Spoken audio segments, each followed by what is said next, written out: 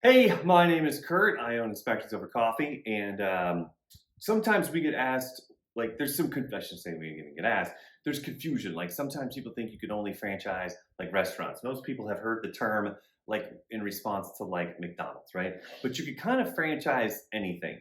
It's a way to give people permission to use business model, training, services, intellectual property, and trademarks in a way where they can pay for it. And what that hopefully does is helps them alleviate a bunch of headaches down the road.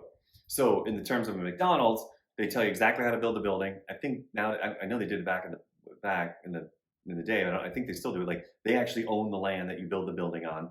Um, you get all of the training for how to run accounting and training your employees and what temperatures to cook the food at and all that kind of stuff. But there's cleaning company franchises, there's fitness franchises. I mean, heck, when they first started, Starbucks was actually a franchise.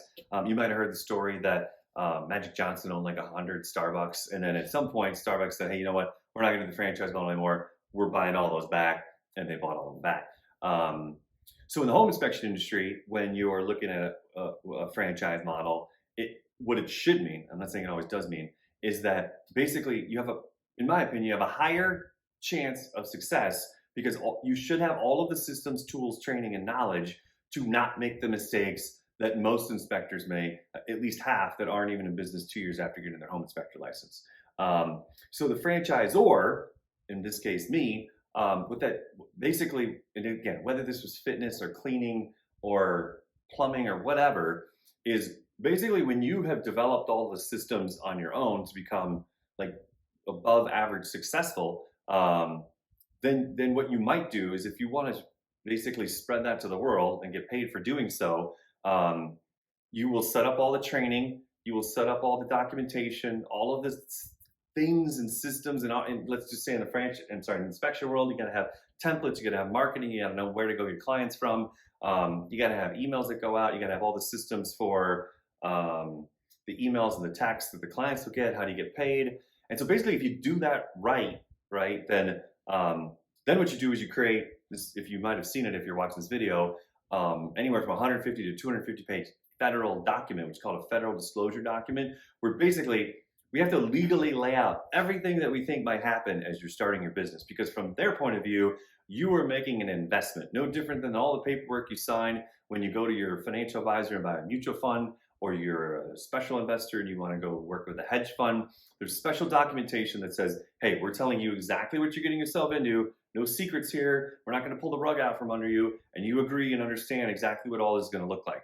So the second half of the federal disclosure document is the franchise agreement. And that's basically the agreement that we operate under. And if in layman's terms, hey, everybody's happy, go lucky, whatever. Sometimes those relationships don't work out down the road. So the franchise agreement is kind of the business prenup between you and whichever franchise company you're working with. It says, look, if we do end up having to part ways or somebody's not happy, these are the ways that we address it. So that's what I've done is, I had a business for 10 years in Florida where I developed all the systems, and then I sold that business. I moved out west, and then basically when I recreated all those systems again, the business just took off.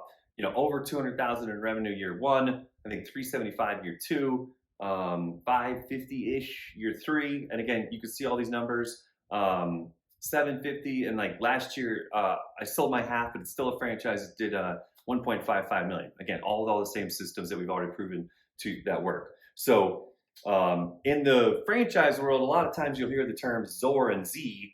ZOR being franchisor, which is the person who sells the franchises and provides all the support, and franchisee is the person who is actually operating the local business down the road. So that's what that all looks like. I've been to conventions before, and people walk in and they go, "But I didn't know that you could."